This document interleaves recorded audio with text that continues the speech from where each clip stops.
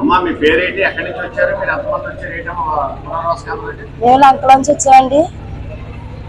అదే రాజమండ్రి పుసరఘాట్ ఎదురుగొండ లంకలో నుంచి వచ్చామండి. మేము మమ్మల్ని అత్తగారులు ఈఆర్ఓ గారు ఎంఆర్ఓ గారు ఎలా పిలిచి తీసుకొచ్చారండి. తర్వాత మా గ్రామ జనం అంతా వచ్చామండి ఇక్కడికి. అయితే లంక బాగా మునిగిపోవడం వల్ల మమ్మల్ని తీసుకొచ్చారండి. తీసుకొచ్చి మాకు భోజనం, పిల్లలకు పాలు, పొద్దున్న టిఫిన్, ఆడవాళ్ళకి టిఫిన్, అన్ని సౌకర్యాలు బాగా చూస్తున్నారండి. నిన్న దుప్పట్లు కూడా ఇచ్చారు. మాకు ఏ లోటు లేదు, ఇక్కడ బాగానే చూస్తున్నారండి. ఏమో తెలియదండి నాకు. అవుతుంది మహారాజు గారు అంటండి, మంగరాజు గారు అంటే. దుప్పట్లు 76 కుటుంబాలు. పుష్కర్ ఘాట్ ఎదురుగొండ లంకలోనండి, దీవెని లంక, బిర్జీ లంక. ఎవరు లేరండి, మగోళ్ళు మట్టికే ఉండి భోజనం టైంలో భోజనానికి వస్తున్నారండి. బాగానే చూస్తున్నారండి. మాకు అసలు ఏ లోటు లేకుండా జ్వరం వచ్చినా బిళ్ళలు ఇస్తున్నారు. పిల్లల్ని టయానికి పాలు, పిల్లలకి సాయంత్రం స్నాక్స్ అన్ని కూడా బాగా చూస్తున్నారండి. 5 రోజులండి. చాలా బాగా చూస్తున్నారు. భోజనాలు కూడా చాలా, టిఫిన్ కూడా చాలా బాగా, మందులు ఇస్తున్నారండి. ఎటువంటి లోటు లేదండి, చాలా బాగా చూస్తున్నారు.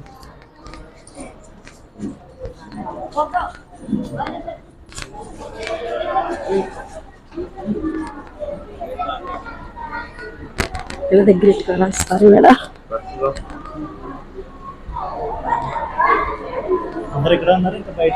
ఇంకా కొంచెం బయటకి వెళ్ళారండి. కొంతమంది బట్టలు జాడించుకోవడానికి, అలాని కాదండి, బట్టలు అవి జాడించుకోవడానికి బయటకి అది వెళ్ళారండి కొంతమంది.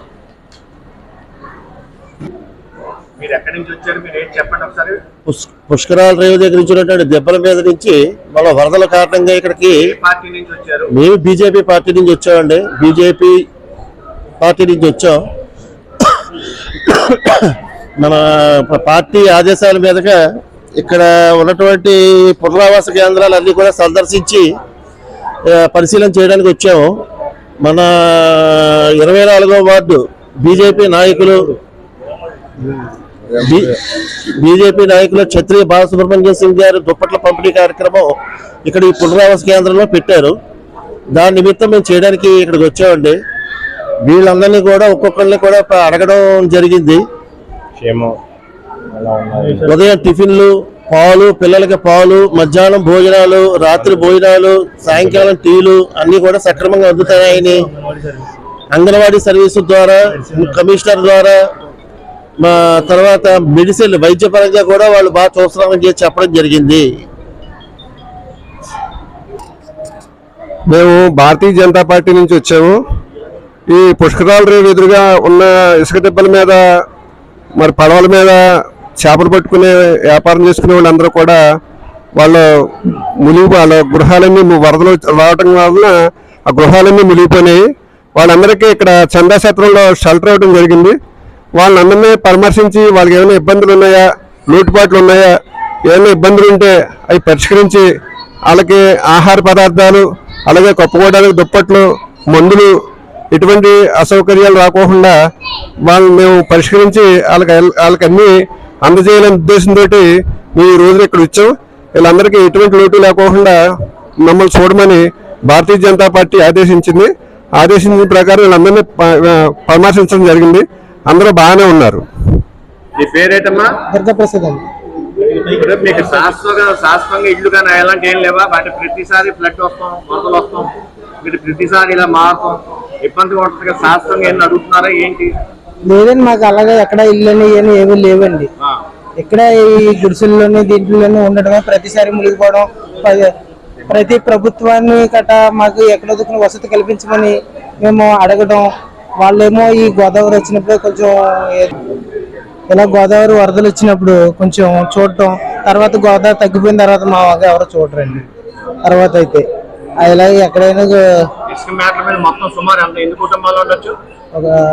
మొత్తం మీద అయితే ఇక్కడ అన్ని లంకల్లోనే ఒక 400-500 ఉంటాయండి. మొత్తం మీద అన్ని లంకలు కలిపండి. కొన్ని లంకలు కింద మన కుమారి టాకీస్ లంక కట కింద ఇంకొక సత్రంలో వాళ్ళని కూడా పెట్టి చెప్పండి.